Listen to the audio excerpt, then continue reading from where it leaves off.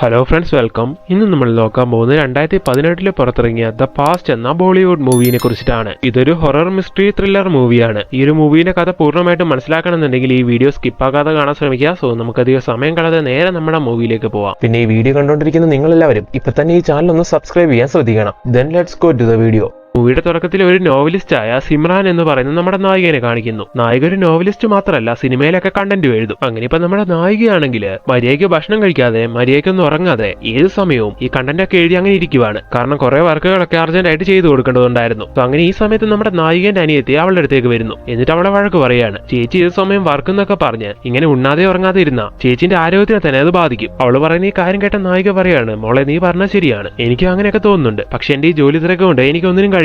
ഇനി എന്തായാലും ഒന്നും പറഞ്ഞിട്ട് കാര്യമില്ല. ചേച്ചി ഒരു കാര്യം ചെയ്യേ, ബോസിനെ കണ്ട് കുറച്ച് നാൾ ലീവ് ചോദിക്കേ, നമുക്കൊരു വെക്കേഷന് പോവാം. അങ്ങനെ കുറച്ചാൾ ഇതിൽ നോക്കി ഒന്ന് മാറിയെന്ന ചേച്ചിയുടെ ഈ പ്രശ്നങ്ങളെല്ലാം മാറും, ഒന്ന് റിലാക്സ് ആവാൻ കഴിയും. ഇത് കേട്ട നായിക ശരി ഞാൻ ബോസിനോട് സംസാരിക്കട്ടെ എന്ന് പറയുകയാണ്. അങ്ങനെ ആ സീനോടെ കട്ടായിട്ട് അടുത്ത സീനിൽ നമ്മുടെ നായികയാണെങ്കിൽ ഇപ്പൊ ഓഫീസിൽ പോയി ബോസിനെ കാണുന്നു. എന്നിട്ട് ഇങ്ങനെ അയാളോട് ഭയങ്കര സ്ട്രെസ് ആയതുകൊണ്ട് എനിക്കൊരു കുറച്ചു ദിവസം ലീവ് വേണം, ഞാൻ അനിയത്തിനെയും കൂട്ടിക്കൊണ്ടൊരു വെക്കേഷന് പോവാണെന്നൊക്കെ പറയുന്നു. ഇത് കേൾക്കുന്ന ബോസ് ശരി ആയിക്കോട്ടെ എന്ന് പറയുവാണ്. അതുപോലെ നിങ്ങൾ എങ്ങോട്ട് പോകാനാ പ്ലാൻ ചെയ്തിരിക്കുന്നതെന്ന് ചോദിക്കുന്നു. അപ്പൊ നായിക ആ സ്ഥലത്തിന്റെ പേര് പറയുന്നു. ആഹാ, അവിടേക്കാണോ നിങ്ങൾ പോകുന്നത്? അവിടെ എനിക്കൊരു ബംഗ്ലാവ് ഉണ്ട്, നിങ്ങൾക്ക് കുഴപ്പമില്ലെങ്കിൽ നിങ്ങൾ അവിടെ താമസിച്ചോ, ബംഗ്ലാവിന്റെ നോട്ടക്കാരൻ അവിടെ ഉണ്ടാവും, ഞാൻ അയാളെ വിളിച്ച് പറഞ്ഞോളാം. ഇത് കേട്ട നായിക അതിനെ ഓക്കെ പറഞ്ഞ് അങ്ങനെ അടുത്ത സീനിൽ അനിയത്തിനെയും കൂട്ടിക്കൊണ്ട് നേരെ ആ സ്ഥലത്തേക്ക് റീച്ച് ആവുന്നതായിട്ട് കാണിക്കുന്നു. ബോസ് പറഞ്ഞ പോലെ തന്നെ അത് നല്ല ഭംഗിയുള്ള വലിയൊരു ബംഗ്ലാവായിരുന്നു. അങ്ങനെ ഇപ്പൊ ആ ബംഗ്ലാവും പരിസരവും എല്ലാവർക്കും ഇഷ്ടാവുന്നു. ഇതേസമയം ആ ബംഗ്ലാവിന്റെ നോട്ടക്കാരൻ വന്ന് അവരെ രണ്ടുപേരകത്തേക്ക് വിളിക്കുന്നു. എന്നിട്ട് അവർക്ക് റൂം എല്ലാം കൊടുത്ത് ആ ബംഗ്ലാവ് മുഴുവൻ അവരെ കൊണ്ട് നടന്ന് കാട്ടിക്കൊടുക്കുന്നു. അത് കഴിഞ്ഞ് നമ്മുടെ നായിക ബംഗ്ലാവിലുള്ള സ്വിമ്മിംഗ് പൂളില് ഒരു കുളിയെല്ലാം കഴിഞ്ഞ് വരുവാണ്. എന്നിട്ട് ബോസിനെ വിളിച്ചിട്ട്, സാറേ ഞങ്ങൾ ഇവിടെ റീച്ചായി, സാറ് പറഞ്ഞപ്പോ ഞാൻ ഇത്രയും വിചാരിച്ചില്ല, ഇവിടെ വളരെ ഭംഗിയാണെന്നൊക്കെ പറഞ്ഞ് സംസാരിക്കുന്നു.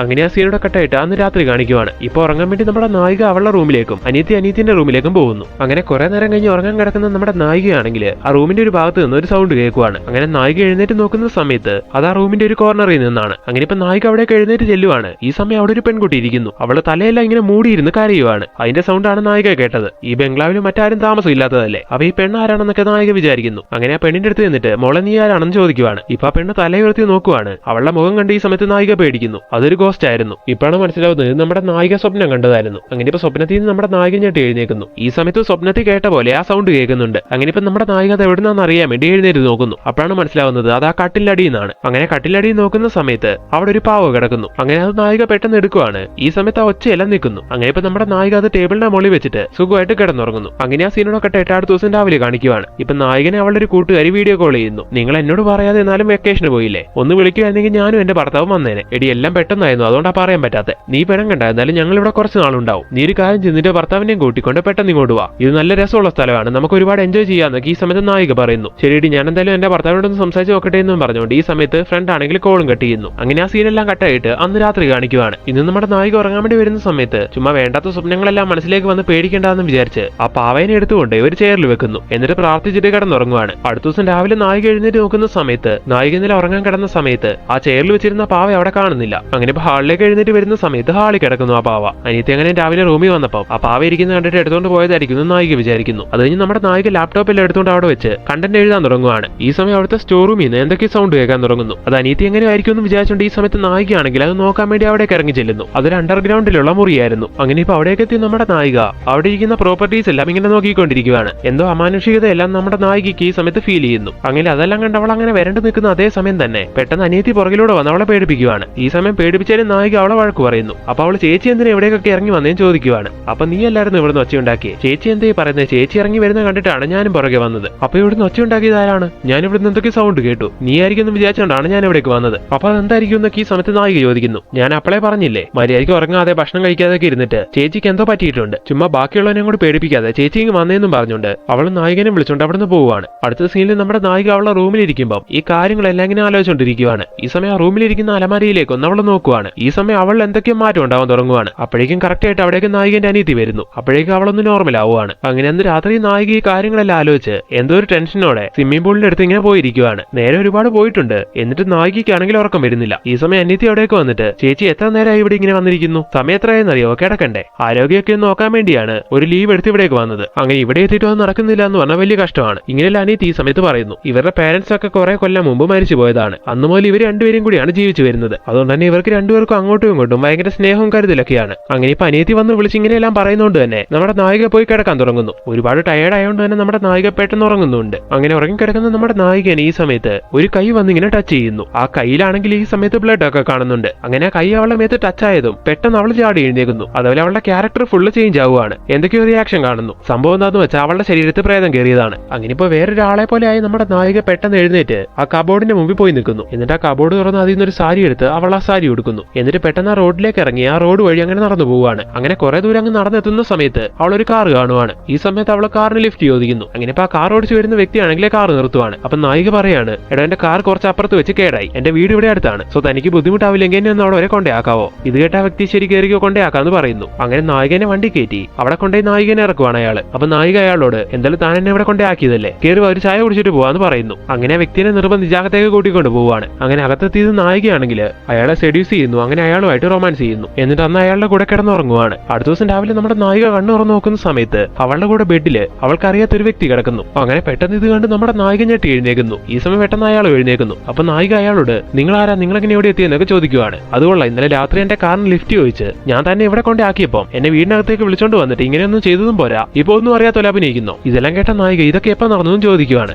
അവസാനം ഇങ്ങനെ പറയുന്നത് എനിക്കറിയായിരുന്നു, ഇപ്പൊ എന്നെ കൊണ്ടുള്ള നിന്റെ ആവശ്യമെല്ലാം കഴിഞ്ഞല്ലോ, ശരി ഇനി നീയൊന്നും പറയണ്ട, ഞാൻ ഇറങ്ങി പൊക്കോളാന്നും പറഞ്ഞുകൊണ്ട് അയാൾ ഈ സമയത്ത് അവിടെ നിന്ന് ഇറങ്ങി പോകുന്നു. അങ്ങനെ അയാൾ റൂമിൽ നിന്ന് ഇറങ്ങി പോകുന്നതെല്ലാം ഇതേ സമയത്ത് നായികന്റെ അനിയത്തി കാണുന്നുണ്ട്. അങ്ങനെ കുറച്ചേരം കഴിഞ്ഞ് നമ്മുടെ നായിക പുറത്തേക്ക് വരുമ്പം അവൾ ഈ കാര്യം ചോദിക്കുവാണ്, അതായത് ഇപ്പൊ ഇറങ്ങിപ്പോയ വ്യക്തി ആരാണെന്നൊക്കെ. ഈ സമയം നമ്മുടെ നായിക, മോളെ എനിക്കൊന്നും അറിയത്തില്ല, എന്തൊക്കെയാണ് നടക്കുന്നതെന്ന് എനിക്ക് മനസ്സിലാവുന്നില്ല എന്നൊക്കെ പറയുന്നു. ചേച്ചി ഇപ്പൊ വല്ലാത്തൊരു അവസ്ഥയിലാണെന്ന് അറിയുന്ന സമയത്ത് അനിയത്തി അവളെ കെട്ടിപ്പിടിച്ച് സമാധാനിപ്പിക്കുന്നു. അങ്ങനെ പാതിരാത്രി ആവുന്ന സമയത്ത് റൂമിൽ കിടക്കുന്ന നായികന്റെ അനിയത്തി ഒരു പാട്ട് കേൾക്കുവാണ്. ഇതേവിടെ ഈ സമയത്ത് ഈ പാട്ടെന്ന് വിചാരിച്ച് അവളാണെങ്കിൽ ഇപ്പൊ അത് നോക്കാൻ വേണ്ടി വരുന്നു. ഹാളിലെത്തിയ സമയത്താണ് മനസ്സിലാവുന്നത് അത് അണ്ടർഗ്രൗണ്ടിലുള്ള മുറിയിന്നാണെന്ന്. അങ്ങനെ ഇപ്പൊ അവിടെ ഈ പാട്ട് വെച്ചത് ആരാണെന്ന് അറിയാൻ വേണ്ടി അവൾ അവിടേക്ക് ഇറങ്ങി വന്ന് നോക്കുന്നു. അപ്പൊ അവൾ കാണുവാണ് അവിടെയുള്ള ഒരു ടേപ്പിലെ പാട്ടെല്ലാം വെച്ച് നമ്മുടെ നായിക മുഖത്ത് കൂടി കുറെ ലിപ്സ്റ്റിക് എല്ലാം പാരി തേച്ച് അവൾ അങ്ങനെ അവിടെ ഇരിക്കുവാണ്. ഇത് കണ്ട് നായികന്റെ അനിയത്തിക്ക് അകെ എന്തോ പോലെയാവുന്നു. അങ്ങനെ ഇപ്പൊ അവള്, ചേച്ചി എന്താ ഇങ്ങനെയൊക്കെ ചെയ്തിരിക്കുന്നതെന്ന് ചോദിക്കുന്നു. അപ്പോഴേക്കും അവൾ ആളാകെ മാറുവാണ്, അതായത് നോർമൽ ആവുന്നു. എന്നിട്ട് അനിയത്തിനോട്, മോളെ നീ എന്താ ഇവിടെയും ചോദിക്കുന്നു. അതുകൊള്ളാം, ചേച്ചിയല്ലേ ഇവിടെ വന്നിരുന്നത്, ഇവിടെ നീ പാട്ടൊക്കെ കേട്ടിട്ടാണ് ഞാൻ ഇവിടേക്ക് വന്നത്. ഇവിടെ ഒന്ന് നോക്കുമ്പോൾ ഞാൻ കാണുന്ന കാഴ്ച ഇതാണ്, ചേച്ചിന്റെ മുഖം ഒന്ന് കണ്ണാടി പോയി നോക്കി. ഇങ്ങനെയുള്ള അനിയത്തി പറയുന്ന സമയത്ത് അവളെ കണ്ണാടി പോയി നോക്കുവാണ്. അങ്ങനെ മുഖത്ത് കാണിച്ചു വെച്ചിരിക്കുന്ന കാര്യങ്ങളെല്ലാം കണ്ട് അവളാണെങ്കിൽ ഈ സമയത്ത് പൊട്ടിക്കരയാൻ തുടങ്ങുന്നു. എന്നിട്ട് അനിയത്തിനോട് പറയുവാണ്, മോൾ ഇവിടെ നടക്കുന്ന കാര്യങ്ങളൊന്നും എനിക്ക് മനസ്സിലാവുന്നില്ല, എന്തൊക്കെയോ പ്രശ്നങ്ങളുണ്ട് ഇവിടെ. ഇതെല്ലാം കേൾക്കുന്ന അനിയത്തി ഈ സമയത്ത് നായികനെ സമാധാനിപ്പിക്കുന്നു. ചേച്ചി ഞാൻ പറഞ്ഞില്ലേ, ചേച്ചിന്റെ വർക്കിന്റെ സ്ട്രെസ്സും സ്ട്രെയിനൊക്കെ കൊണ്ട് ചേച്ചി ഈ ഒരു അവസ്ഥയിലായി പോയതാണ്, അതൊന്നും കാര്യമാക്കണ്ട, നമുക്കതെല്ലാം മാറ്റിയെടുക്കാം. ഇങ്ങനെയെല്ലാം പറഞ്ഞ് നായികനെ അവിടെ നമ്മൾ കൂട്ടിക്കൊണ്ട് പോകുന്നു. അങ്ങനെ ആ സീനൊക്കെ കട്ടായിട്ട് അടുത്ത ദിവസം കാണിക്കുവാണ്. ഇപ്പോഴും നായിക എന്തൊക്കെയോ അബ്നോർമൽ ആയിട്ട് അങ്ങനെ പെരുമാറുന്നു. ഇതെല്ലാം കാണുന്ന അനിയത്തിക്കാണെങ്കിൽ എന്തൊക്കെ പേടി തോന്നുവാണ്. ഇനിയും ചേച്ചിനെ കൊണ്ട് ഇവിടെ നിൽക്കണ്ട, തിരികെ പോവാന്നൊക്കെ അവൾ വിചാരിക്കുന്നു. അങ്ങനെ ചേച്ചിനോട് വന്ന് ഈ കാര്യം പറയുന്ന സമയത്ത്, നിനക്ക് പോണെങ്കിൽ പൊക്കോ, എന്നെ ഇവിടുന്ന് വിളിക്കണ്ട, ഞാൻ ഇവിടുന്ന് എവിടേക്കും വരില്ല എന്നൊക്കെ പറഞ്ഞ് നായിക ആദ്യം അവളോട് ചൂടാവുന്നു. ശരിക്കും അവളുടെ ഉള്ളിലെ പ്രേതം അവളെ കൊണ്ട് ഇങ്ങനെ എല്ലാം സംസാരിപ്പിക്കുന്നതാണ്. അത് കഴിഞ്ഞ് നമ്മുടെ നായിക നോർമൽ ആവുമ്പോൾ വളരെ സ്നേഹത്തോട് കൂടി അനിയത്തിനോട് സംസാരിക്കുന്നു. അങ്ങനെ ഇതെല്ലാം കാണുന്ന അവളുടെ അനിയത്തി ഉറപ്പിക്കുവാണ് ചേച്ചിക്ക് എന്തോ കാര്യമായിട്ടുള്ള കുഴപ്പമുണ്ടെന്ന്. അങ്ങനെ അവൾക്ക് ആകെ പേടി തോന്നിയിട്ട് അവള് പെട്ടെന്ന് തന്നെ അന്ന് നായികനെ വീഡിയോ കോൾ ചെയ്ത് സംസാരിച്ച അവളെ ഫ്രണ്ടില്ലേ അവളെ കോൾ ചെയ്തിട്ട് ഇങ്ങനെ ഒരു കുഴപ്പമുണ്ട്, എത്രയും വേഗം ഇങ്ങോട്ട് വരാൻ പറയുന്നു. ഭർത്താവിനോട് പറഞ്ഞിട്ട് അങ്ങോട്ട് വരാനുള്ള കാര്യങ്ങൾ ചെയ്യാന്ന് അവൾ അന്ന് പറയുന്നുണ്ടായിരുന്നല്ലോ. സോ അങ്ങനെ നായികന്റെ ഫ്രണ്ട് അവളെ ഭർത്താവിനെയും കൂട്ടിക്കൊണ്ട് ആ സ്ഥലത്തേക്ക് റീച്ച് ആവുകയാണ്. നായകൻ നോർമൽ ആയിരുന്നെങ്കിൽ ഇവരിങ്ങനെ വരുന്ന സമയത്ത് നായിക ഒരുപാട് സന്തോഷിക്കുമായിരുന്നു. കാരണം വന്നിരിക്കുന്നത് നായികന്റെ ബെസ്റ്റ് ഫ്രണ്ടും അവളുടെ ഭർത്താവുമാണ്. എന്നാൽ ഇപ്പൊ അവളുടെ ഉള്ളിൽ പ്രേതമുള്ളതുകൊണ്ട് തന്നെ അവൾക്ക് ആ ഒരു സന്തോഷം ഒന്നും വരുന്നില്ല. അതുപോലെ ഭയങ്കര റൂഡായിട്ട് അവള് പെരുമാറുവാണ്. ഇതെല്ലാം കാണുന്ന നായികന്റെ ഫ്രണ്ടിനും കാര്യം മനസ്സിലാവുന്നു. അങ്ങനെ നായികന്റെ ഫ്രണ്ട് അവളുടെ ഭർത്താവും പിന്നെ നായികന്റെ അനിയത്തിയും കൂടി അതിനെപ്പറ്റി സംസാരിക്കുമ്പോൾ ഫ്രണ്ടിന്റെ ഭർത്താവ് പറയുകയാണ്, ചിലപ്പോൾ നമ്മൾ കരുതിയ പോലെ തന്നെ അവളുടെ വർക്കിന്റെ സ്ട്രെസ്സും സ്ട്രെയിനും കൊണ്ട് അവളുടെ മാനസിക നിലയ്ക്ക് എന്തെങ്കിലും കുഴപ്പമുണ്ടായിട്ടുണ്ടാവും. അതുകൊണ്ടാണ് ഒരിക്കലും അങ്ങനെ പെരുമാറാത്ത അവള് ഇപ്പൊ ഇങ്ങനെയൊക്കെ പെരുമാറുന്നത്. സോ എത്രയും വേഗം നമുക്ക് അവളെ ഒരു ഡോക്ടറെ കാണിക്കണം എന്നൊക്കെ അവർ പ്ലാനും ചെയ്യുന്നു. അങ്ങനെ അന്ന് രാത്രി എല്ലാവരും കിടന്നുറങ്ങുവാണ്. പാതിരാത്രി ആവുമ്പോൾ നായികന്റെ റൂമിൽ നിന്ന് എന്തൊക്കെയോ സൗണ്ട് കേൾക്കുവാണ്. ഉറങ്ങിക്കിടക്കുന്ന നായികന്റെ ഫ്രണ്ടിന്റെ ഭർത്താവ് ഉണ്ടല്ലോ, അയാൾ ഈ സമയത്ത് അത് കേൾക്കുന്നുണ്ട്. അങ്ങനെ എന്താ നോക്കാൻ വേണ്ടി അയാൾ നൈസായിട്ട് നായികന്റെ റൂമിലേക്ക് വരുന്നു. അപ്പൊ നായികയാണെങ്കിൽ പ്രേതം കയറി അങ്ങനെ നിൽക്കുവാണല്ലോ. സോ ഇപ്പൊ അയാളെ സെഡ്യൂസ് ചെയ്യാനും അയാളോട് റൊമാൻസ് ചെയ്യാനൊക്കെ ശ്രമിക്കുന്നു. ഇതേ സമയം അയാൾ പറയാണ്, നോക്ക് സിമ്രാൻ, ഞാൻ നിന്റെ ബെസ്റ്റ് ഫ്രണ്ടിന്റെ ഭർത്താവാണ്, എന്നോട് ഇങ്ങനെയൊക്കെ ചെയ്യുന്നത് വളരെ തെറ്റാണ്. എന്നാൽ ഇതൊന്നും കേൾക്കാൻ നായിക തയ്യാറാവുന്നില്ല. അവളുള്ള പവർ യൂസ് ചെയ്ത് അയാളെ കട്ടിലേക്ക് എടുത്തെറിയുന്നു. എന്നിട്ട് കൈയും കാലെല്ലാം കെട്ടിവെച്ച് അയാളോട് മോശമായിട്ട് പെരുമാറാൻ തുടങ്ങുവാണ്. ഇതേ സമയം തന്നെ അയാളാണെങ്കിൽ രക്ഷിക്കണേ എന്നും പറഞ്ഞുകൊണ്ട് അലറി വിളിക്കുന്നുണ്ട്. അങ്ങനെ അയാൾ കരയുന്ന കേട്ടിട്ട് പെട്ടെന്ന് അപ്പുറത്തെ റൂമിലുണ്ടായിരുന്ന നായികന്റെ ഫ്രണ്ടും അനിയത്തിയും അവിടെ കൂടി വരുന്നു. അങ്ങനെ വന്ന് അവർ ആ കാഴ്ച കണ്ടിട്ട് ആകെ ഞെട്ടി പോവാണ്. ഇതേ സമയം നായികന്റെ ഫ്രണ്ടിന്റെ ഭർത്താവാണെങ്കിൽ എങ്ങനെ അയാളുടെ കയ്യിലുണ്ടായിരുന്ന കെട്ടെല്ലാം പൊട്ടിച്ചു വിട്ട് അവിടേക്ക് എഴുന്നേറ്റ് ഓടുന്നു. ഈ സമയം നായിക ഒരു പ്രേതത്തിനെ പോലെ അലറുവാണ്. അവളുടെ കണ്ണെല്ലാം ഈ സമയത്ത് അങ്ങ് മാറുന്നുണ്ട്. അങ്ങനെ നായികന്റെ ഈ അവസ്ഥ കണ്ട് അവര് മൂന്നുപേരും ആകെ ഷോക്കായി നിൽക്കുന്നു. ഈ സമയം പെട്ടെന്ന് അവളുടെ ബോഡിയിൽ നിന്ന്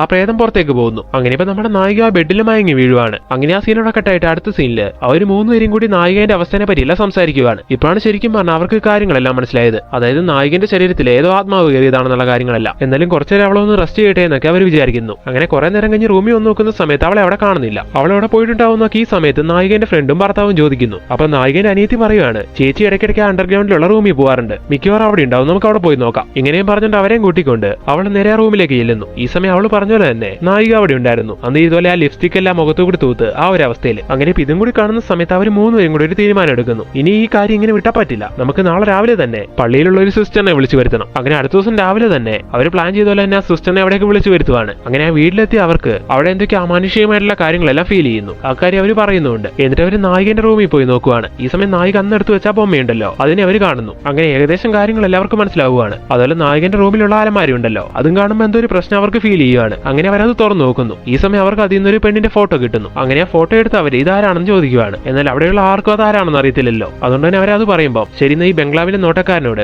ഒന്ന് വരാൻ പറ, അയാളോട് ചോദിക്കാന്ന് ഈ സമയത്ത് ആ ലേഡി പറയുന്നു. അങ്ങനെ അയാളെ അവിടേക്ക് വിളിച്ചു വരുത്തിയിട്ട് ആ കാര്യം ചോദിക്കുന്നു. ഈ സമയം ആ വ്യക്തി പറയുകയാണ്, ഇത് ഈ ബംഗ്ലാവിന്റെ ഓണറായ ബോസിന്റെ ഭാര്യയാണ്. അതായത് നായകനോട് ഇവിടെ താമസിച്ചോളാൻ പറഞ്ഞ് ഇവിടേക്ക് വിട്ട നായകന്റെ ബോസിന്റെ ഭാര്യ. അവളുടെ പേര് സഞ്ജന എന്നായിരുന്നു. അവളെ 5-6 കൊല്ലം മുമ്പ് കാണാതായതാണ്. ആ സമയത്ത് സാർ അവളെ കാണാനില്ല എന്നൊക്കെ പറഞ്ഞ് കംപ്ലൈന്റ് ഒക്കെ കൊടുത്തായിരുന്നു പോലീസിൽ. പക്ഷെ ഒരു വിവരം കിട്ടിയില്ല. അങ്ങനെ അയാൾ പറയുന്ന ഈ കാര്യങ്ങളെല്ലാം കേട്ട ആ സിസ്റ്റർ പറയുകയാണ്, ഇയാൾ പറയുന്ന പോലെ ആ പെണ്ണിനെ കാണാതായതൊന്നുമല്ല, അവൾ മരിച്ചു പോയതാണ്. ആ പെണ്ണിന്റെ ആത്മാവാണ് ഇപ്പൊ സിമ്രാന്റെ ശരീരത്തുള്ളത്. ഇതെല്ലാം കേൾക്കുന്ന എല്ലാവരും ഭയങ്കര ഷോക്ക് ആവുന്നു. അത് കഴിഞ്ഞ് നമ്മുടെ നായികനെ പോയി കാണുവാണ് സിസ്റ്റർ. എന്നിട്ട് എന്തൊക്കെയോ മന്ത്രങ്ങളൊക്കെ ചൊല്ലിയിട്ട് ഒരു വെള്ളം അവളുടെ മുഖത്ത് കളിക്കുന്നു. ഈ സമയത്ത് അവളുടെ ശരീരത്തുള്ള ആത്മാവ് ഒന്ന് കൺട്രോൾ ആവുന്നു. ഈ സമയത്ത് അവരാണെങ്കിൽ നായികന്റെ ശരീരത്തുള്ള സഞ്ജന എന്ന് പറയുന്ന ആത്മാവിനോട് ഇപ്പൊ സംസാരിക്കാൻ തുടങ്ങുന്നു. നീ എന്തിനാണ് സിമ്രാന്റെ ശരീരത്ത് കയറിയിരിക്കുന്നത്, നീ എങ്ങനെയാണ് മരിച്ചതെന്നൊക്കെ ചോദിക്കുന്നു. അങ്ങനെ ഇപ്പൊ അവളുടെ ശരീരത്തുള്ള സഞ്ജന എന്ന് പറയുന്ന ആത്മാവ് കാര്യങ്ങൾ പറയാൻ തുടങ്ങുവാണ്. 5-6 കൊല്ലം മുമ്പ് നായികന്റെ ആ ബോസുമായിട്ട് സഞ്ജനയുടെ കല്യാണം കഴിഞ്ഞു. ഇനിയുള്ള കാലം അയാളെ നല്ലൊരു ഭാര്യയായിട്ട് ജീവിക്കാന്നൊക്കെയായിരുന്നു ആ സമയത്ത് അവളുടെ പ്ലാൻ. എന്നാൽ കല്യാണം കഴിഞ്ഞതിന് ശേഷം അയാളാണെങ്കിൽ അവളോടൊന്ന് സ്നേഹമായിട്ട് പെരുമാറുന്ന പോലുമില്ല, എന്തിനാ അവളെ ഒന്നും ശ്രദ്ധിക്കുന്ന പോലുമില്ല. സോ എന്തുകൊണ്ടായിരിക്കും ഭർത്താവ് തന്നോട് ഇങ്ങനെ വെറുപ്പ് കാണിക്കുന്നതെന്നൊക്കെ ആ സമയത്ത് അവൾ ആലോചിക്കുകയാണ്. അങ്ങനെ അവൾ ഒരുപാട് സങ്കടപ്പെടുന്നു. അങ്ങനെ ഇരിക്കുന്ന സമയത്താണ് അവൾ മനസ്സിലാക്കുന്നത്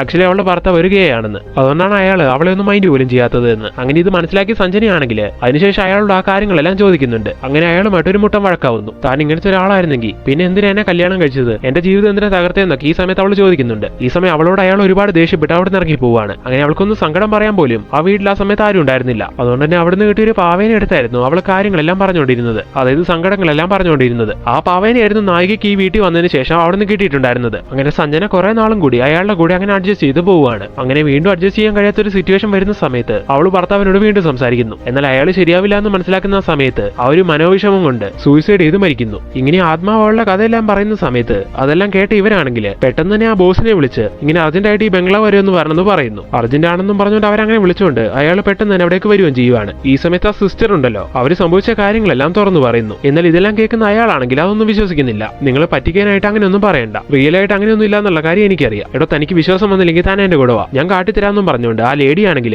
ഇപ്പൊ അവനെയും കൂട്ടിക്കൊണ്ട് നായികന്റെ റൂമിലേക്ക് ചെല്ലുന്നു. എന്നിട്ട് താൻ അവളോടൊന്ന് സംസാരിച്ച് നോക്കാൻ പറയുവാണ്. ഈ സമയം അയാൾ നായികനോട് സിമ്രാൻ നിനക്ക് എന്താ പറ്റിയെന്ന് ചോദിക്കുന്നു. അപ്പൊ നായിക നോർമൽ ആയിട്ട് സംസാരിക്കുവാണ്. ബോസ് എപ്പോ ഇവിടേക്ക് എത്തി, ഇതൊരു ഷോക്കിംഗ് സർപ്രൈസ് ആണല്ലോ എന്നൊക്കെ പറയുന്നു. എന്തായാലും ബോസ് ഇവിടെ ഇരിക്കും, ഞാൻ ചായ എടുത്തോണ്ട് വരാമെന്നും പറഞ്ഞിട്ട് ഈ സമയത്താണെങ്കിൽ അവൾ അടുക്കളയിലേക്കും പോവുകയാണ്. ഇതെല്ലാം കാണുന്ന ബോസ് സിസ്റ്ററിനോട് ഇവളെ പറ്റിയാണോ നിങ്ങൾ ഇത്ര നേരം ഇങ്ങനെയൊക്കെ പറഞ്ഞും ചോദിക്കുന്നു. അയാൾ നോക്കുമ്പോൾ എന്താ സിസ്റ്റർ പറഞ്ഞല്ലോ ഒന്നും അല്ലല്ലോ നായിക പെരുമാറിയത്. അങ്ങനെ ഇപ്പൊ അയാളുടെ ചോദ്യം കേട്ട സിസ്റ്റർ ആണെങ്കിൽ തനിക്കത് മനസ്സിലാവും, താൻ എന്റെ കൂടെ വരാൻ പറഞ്ഞിട്ട് ഈ സമയത്ത് അണ്ടർഗ്രൗണ്ടിലുള്ള റൂമില്ലേ അവിടേക്ക് അയാളെ കൂട്ടിക്കൊണ്ട് പോവാണ്. നേരത്തെ ചായ എടുക്കാനെന്നും പറഞ്ഞു പോയ നമ്മുടെ നായികയാണെങ്കിൽ ഇപ്പൊ അവിടെ വന്ന് കണ്ണാടി നോക്കി അങ്ങനെ തല ഒടിച്ചിരിക്കുവാണ്. അങ്ങനെ ഇപ്പൊ ബോസിനെ അവളുടെ അടുത്ത് കൊണ്ടേ നിർത്തിയിട്ട് ഇനി നിങ്ങളൊന്ന് സംസാരിച്ചു നോക്കാൻ സിസ്റ്റർ ബോസിനോട് പറയുന്നു. അങ്ങനെ ഇപ്പൊ ബോസ് അവളോട് സിമ്രാൻ നീ ചായ എടുക്കാൻ പോയതല്ലേ, നീ എന്താ ഇവിടെ വന്നിരിക്കുന്നേന്ന് ചോദിക്കുന്നു. ഈ സമയം അവള് പെട്ടെന്ന് ചാടി എഴുന്നേറ്റ് ഞാൻ സിമ്രാൻ അല്ല സഞ്ജനയാണെന്ന് പറയുകയാണ്. ഇത് കേൾക്കുന്ന ബോസ് ആകെ ഞെട്ടി പോകുന്നു. ഇപ്പോഴാണ് അയാൾക്ക് കാര്യം മനസ്സിലാവുന്നത്. അതുപോലെ നായികന്റെ മുഖം എല്ലാം അങ്ങ് ചേഞ്ച് ആവുന്നതായിട്ടും കാണുന്നു. പെട്ടെന്ന് നായികയാണെങ്കിൽ ആ റൂമിലുള്ള ഒരു രഹസ്യ അറ അങ്ങനെ തുറക്കുവാണ്. അപ്പൊ അതിലൊരു ബോഡി കാണുന്നു. ആ ബോഡി മറ്റാരുടെ അല്ല സഞ്ജനന്റെ ആയിരുന്നു. ആകെ ജീർണിച്ച അവസ്ഥയിൽ അത് അങ്ങനെ ഇരിക്കുവാണ് അവിടെ. അങ്ങനെ ഇപ്പൊ ഇതെല്ലാം കാണുന്ന അവരെല്ലാരും കൂടിയിട്ട് ശരിക്കും സംഭവിച്ച കാര്യങ്ങളെല്ലാം അയാളോട് ചോദിക്കുവാണ്. അങ്ങനെ ഇപ്പൊ അയാൾ പറയാൻ തുടങ്ങുന്നു ശരിക്കും അയാളൊന്നും അല്ല ഇവളെ കൊന്നത്. സഞ്ജന നേരത്തെ പറഞ്ഞ പോലെ തന്നെ അവളുടേത് ഒരു സൂയിസൈഡ് ആയിരുന്നു. എന്നാൽ അവൾ അങ്ങനെ മരിക്കുന്നതിന് മുമ്പ് അവളുടെ മരണത്തിന് കാരണം അവളുടെ ഭർത്താവായ ഇയാളാണെന്ന് എഴുതി വെക്കുന്നുണ്ടായിരുന്നു. സോ അങ്ങനെ സൂയിസൈഡ് നോട്ടിൽ അയാളുടെ പേരെങ്ങാനും കണ്ട പിന്നെ അയാളുടെ കാര്യം ഗോവിന്ദ. അതുകൊണ്ടാണ് ഈ മുറിയിലെ രഹസ്യ അറയില് അയാൾ അവളുടെ ബോഡി ഒളിപ്പിച്ചത്. അങ്ങനെ അവളുടെ ആ മരണം മറച്ച് അവൾ മിസ്സിംഗ് ആണെന്ന് കംപ്ലൈന്റും കൊടുത്തത്. ആ ഒരു തെറ്റ് അയാൾ ചെയ്തു. അതുപോലെ ഒരു ഗേ ആയിരുന്നിട്ട് കൂടി അവളെ കല്യാണം കഴിച്ച് അവളുടെ ജീവിതവും തകർത്തു. അതിന് ഞാനിപ്പോ മാപ്പി ചോദിക്കുവാണെന്നൊക്കെ ഈ സമയത്ത് സഞ്ജനയുടെ ആത്മാവിനോട് അയാൾ പറയുവാണ്. അത് ഞാൻ സിസ്റ്റർ ഇപ്പൊ സഞ്ജനന്റെ ആത്മാവിനോട് സംസാരിക്കുന്നു. സംഭവിക്കാനുള്ളെല്ലാം സംഭവിച്ചു പോയി. ആ ഒരു കാര്യം പറഞ്ഞ് ഒരു തെറ്റും ചെയ്യാത്ത സിമ്രാനെ ഇങ്ങനെ ദ്രോഹിക്കുന്നത് ശരിയല്ല. അതുകൊണ്ട് അവളുടെ ബോഡിയിൽ നിന്ന് ഒഴിഞ്ഞു പോകാനൊക്കെ പറയുവാണ് അവര്. ഇത് കേൾക്കുന്ന സഞ്ജനന്റെ ആത്മാവ് അതിന് സമ്മതിക്കുന്നില്ല. ഞാൻ ഈ ബോഡി വിട്ടു പോവില്ല എന്നൊക്കെ പറയുന്നു. ഈ സമയത്തെല്ലാം കേൾക്കുന്ന സിസ്റ്റർ ആണെങ്കിൽ എന്തൊക്കെയോ മന്ത്രങ്ങളെല്ലാം ചൊല്ലി ആ ആത്മാവിനെ ഓടിക്കാൻ ശ്രമിക്കുന്നുണ്ടെങ്കിലും എന്ത് ചെയ്തിട്ടും അതിന് കഴിയുന്നില്ല. അങ്ങനെ ഇപ്പൊ ഇതിന് ഹെൽപ്പിനായിട്ട് ഒരു സ്വാമീനെ കൂടി വിളിച്ചു വരുത്താമെന്ന് വിചാരിച്ച് അവരിപ്പോ അതേപോലെ എക്സ്പെർട്ട് ആയ ഒരു സ്വാമീനെ അവിടേക്ക് വിളിച്ചു വരുത്തുവാണ്. അങ്ങനെ ഇപ്പൊ അദ്ദേഹത്തിനോടും ആ സിസ്റ്റർ ആണെങ്കിൽ കാര്യങ്ങളെല്ലാം പറഞ്ഞു കൊടുക്കുന്നു. അത് കഴിഞ്ഞ് അവർ രണ്ടുപേരും കൂടി കൂടിയിട്ട് ആ ആത്മാവിനെ ഓടിക്കാൻ വേണ്ടി ഒരുപാട് ശ്രമിക്കുവാണ്. ഈ സമയത്ത് സഞ്ജയന്റെ ആത്മാവാണെങ്കിൽ സിമ്രാന്റെ ശരീരത്തിൽ ഇരുന്നുകൊണ്ട് അവളെ ഇങ്ങനെ ദ്രോഹിക്കുവാണ്. അതായത് മുഖം എല്ലാം ഇങ്ങനെ വലിച്ചു കീറി അവളെ മാക്സിമം ഡാമേജ് ആക്കാൻ ശ്രമിക്കുന്നു. ഈ സമയം സ്വാമി പറയുവാണ് സഞ്ജയന്റെ ഭർത്താവ് അവളുടെ ബോഡി ആരും കാണാതെ അണ്ടർഗ്രൗണ്ടിലുള്ള അറയിൽ പൂട്ടി വെച്ചിരിക്കുമല്ലേ, അത് എടുത്തുകൊണ്ട് വന്ന് വേണ്ട രീതിയിലുള്ള ചടങ്ങുകളെല്ലാം ചെയ്ത് അത് അടക്കം ചെയ്യുവാണെങ്കിൽ തീർച്ചയായിട്ടും അവളുടെ ആത്മാവിന് ശാന്തി കിട്ടും. അങ്ങനെയാണെങ്കിൽ സിമ്രാനെ വിട്ട് സഞ്ജയന്റെ ആത്മാവ് പൊക്കോളും. ഇങ്ങനെയെല്ലാം പ്ലാൻ ചെയ്ത് അവരാണെങ്കിൽ അതിന് വേണ്ട കാര്യങ്ങളെല്ലാം ചെയ്യുന്നു. അവരങ്ങനെ ആ ചടങ്ങുകളെല്ലാം ചെയ്തുകൊണ്ടിരിക്കുന്ന സമയത്ത് സഞ്ജയന്റെ ആത്മാവാണെങ്കിൽ ഒരുപാട് വയലന്റ് ആവുന്നുണ്ട്. ഇവിടം വിട്ട് പോവാതിരിക്കാൻ വേണ്ടി ആ ചടങ്ങുകളെല്ലാം മുടക്കാൻ വേണ്ടി അവൾ ഒരുപാട് ശ്രമിക്കുന്നു. എന്നാൽ അതൊക്കെ എങ്ങനെയോ പ്രിവെന്റ് ചെയ്ത് അവർ ആ ചടങ്ങ് കംപ്ലീറ്റ് ആക്കുവാണ്. അങ്ങനെ അവർ കണക്ക് കൂട്ടിയ പോലെ തന്നെ സഞ്ജയന്റെ ആത്മാവ് സിമ്രാന്റെ ബോഡിയിൽ നിന്ന് വിട്ടുപോകുന്നു. അത് കഴിഞ്ഞ് നമ്മുടെ നായിക നോർമൽ ആവുകയാണ്. അതിന്റെ അടുത്ത ദിവസം അവരെല്ലാരും ആ ബംഗ്ലാവ് വിട്ടു പോകാൻ തുടങ്ങുവാണ്. ഈ സമയം ബോസ് പറയുകയാണ് ഞാൻ അവളോട് അന്ന് ചെയ്തു പോയത് എത്ര വലിയ തെറ്റാണെന്ന് ഞാനിപ്പോ മനസ്സിലാക്കുന്നു. അതുകൊണ്ട് കുറച്ച് നാൾ ഞാൻ അവളുടെ ഓർമ്മകളിൽ ഇവിടെ താമസിച്ചോട്ടെ, എന്നിട്ട് തിരികെ വന്നോളാം. ഇത് കേൾക്കുന്ന അവർ ശരി അങ്ങനെ ആയിക്കോട്ടെ എന്നും പറഞ്ഞുകൊണ്ട് ആ ബംഗ്ലാവ് വിട്ടു പോയിരുന്നതായിട്ടും കാണിക്കുന്നു. അങ്ങനെ ഇത്തരത്തിലുള്ള എൻഡിങ് കാണിച്ചുകൊണ്ട് ഈ ഒരു മൂവി അവസാനിപ്പിക്കുകയാണ്. സോ ഫ്രണ്ട്സ്, ഈ മൂവി എങ്ങനെ ഉണ്ടായിരുന്നു? ഈ മൂവിനെ കുറിച്ചുള്ള നിങ്ങളുടെ അഭിപ്രായം തീർച്ചയായിട്ടും നിങ്ങൾ ഈ കമന്റ് ബോക്സിൽ ഇടുക. ഇനി ഇതുപോലുള്ള പുതിയ പുതിയ വീഡിയോസ് ആയിട്ട് ഞങ്ങൾ വരുന്നതായിരിക്കും. അപ്പോൾ ഈ വീഡിയോ വൈൻഡപ്പ് ചെയ്യുന്നു. So thank you so much for watching this video.